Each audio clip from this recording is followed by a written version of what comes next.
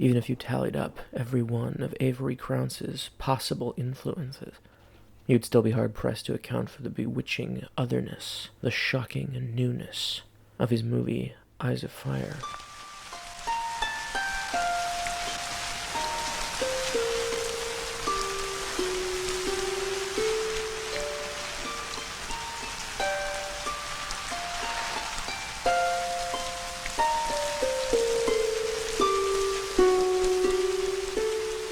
Leah was a magic lady. She said that there were people trapped in the woods. And she said she was going to... She was going to be queen of the forest. She smelled like bushes, but she was good to us. About a 3-pound carp. The sun looks ghostly when there's a mist on a river and everything's quiet. I never noted before.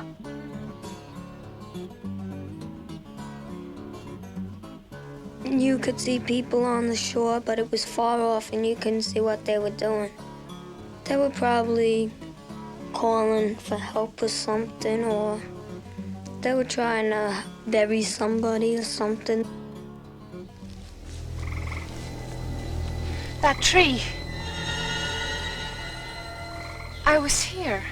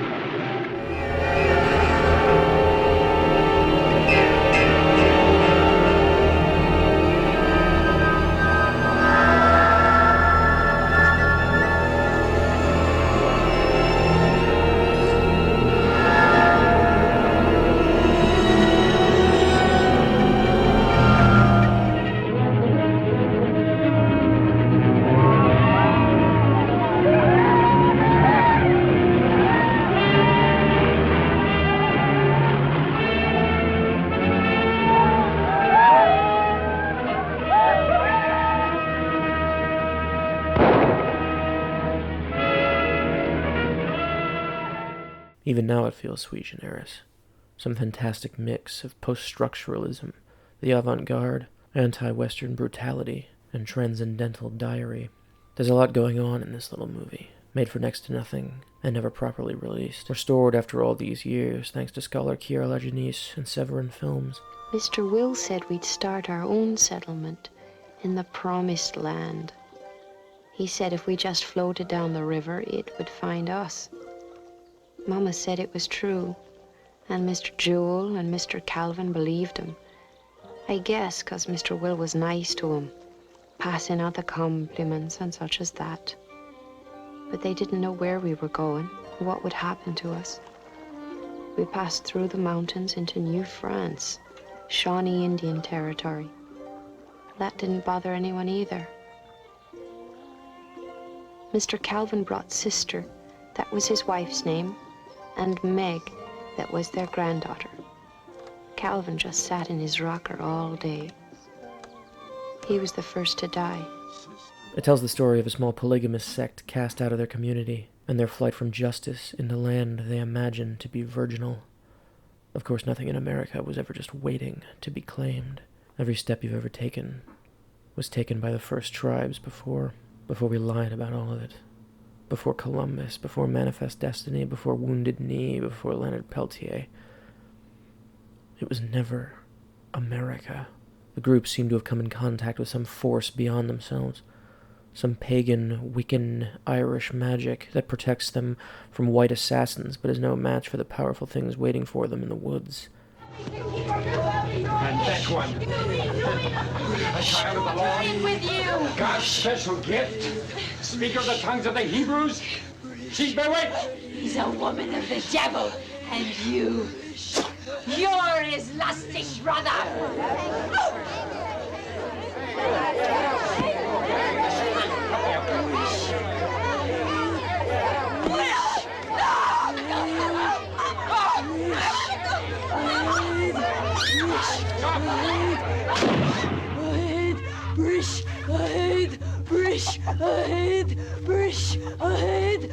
Do it.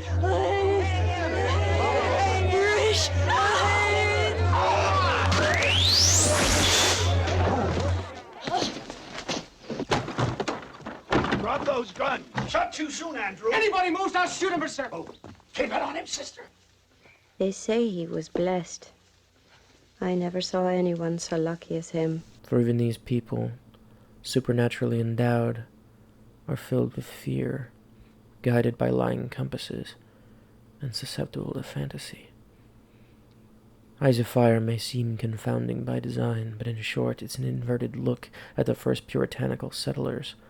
What if, instead of closed off, the people who traipsed into America were driven by something else? Something less than divine, but cloaked in religiosity all the same. Krantz removes the usual binaries of a colonizer story, and indeed even makes one or two of them sympathetic figures, like the hunter-trapper who follows his wife, who has abandoned him to be one of her pet priest's many wives, and stays despite the betrayal to watch over his children. None of that matters. Even with good intentions, no matter how you define them, even when touched by some higher power. They've settled on land that isn't theirs to settle. They use the same genocidally condescending assumptions as any other colonizer.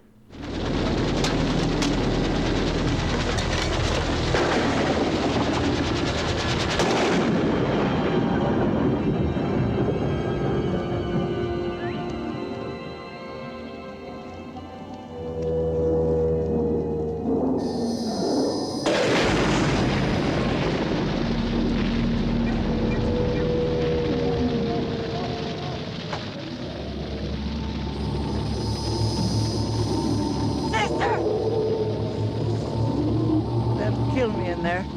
Sister, no!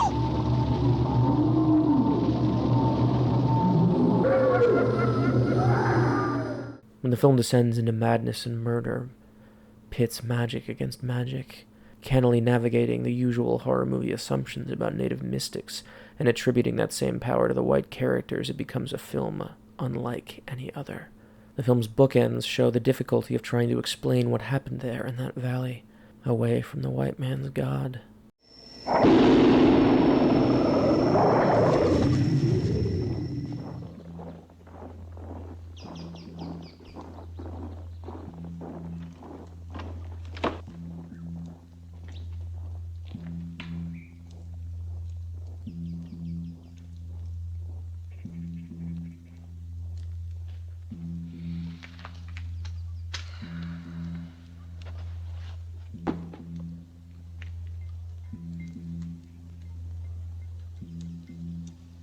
Who are you? Where are your mothers and fathers? And what are you doing here?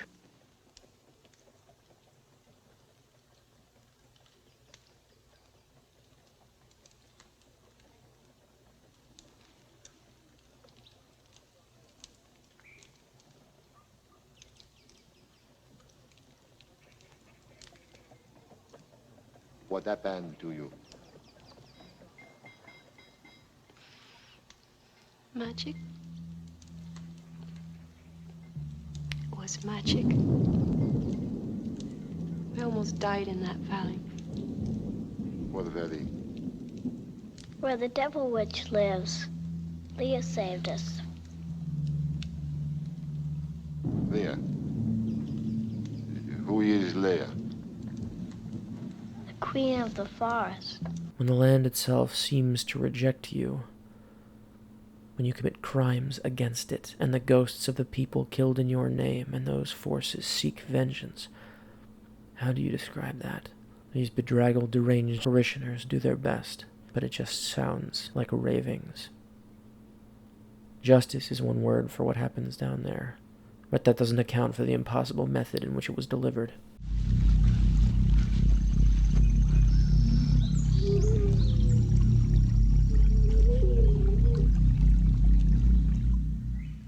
Eyes of Fire asks us to look beyond what we know and understand, to know that even in a world of arch fantasy and superstition, there are some values that will be upheld.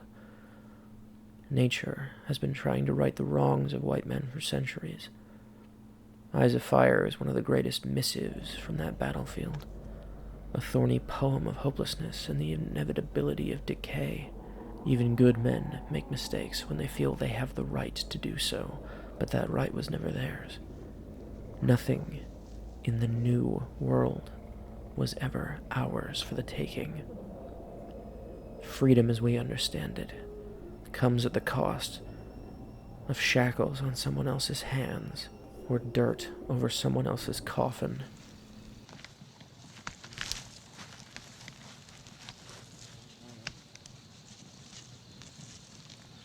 Last time out, I decided that when I got back, I'd perhaps be calling in my traps for a different way of doing things. Marion, don't be telling me this. Not now. Eloise, how can you be casting about with a man like that? Think I haven't put thoughts on it. You were all rocky and rough and unpromising. I was your anchor, stuck on the bottom, not to be going nowhere, while you floated around on the surface. Well, for him, I'm on top. I'm a sail. Just a cheery warning, Eloise. You stay here with your English sly foot, and your whole kith and kin's gonna be on the underside of the earth.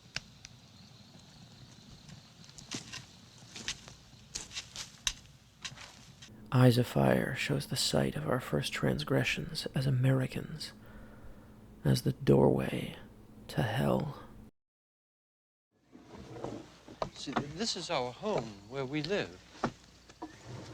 I can do it again. I have to.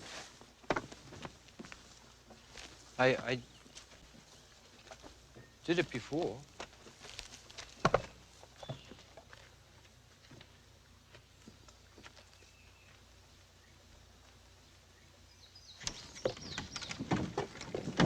No. No, I'm afraid I can't let you do it. You might get hurt. We can't run away from our problem.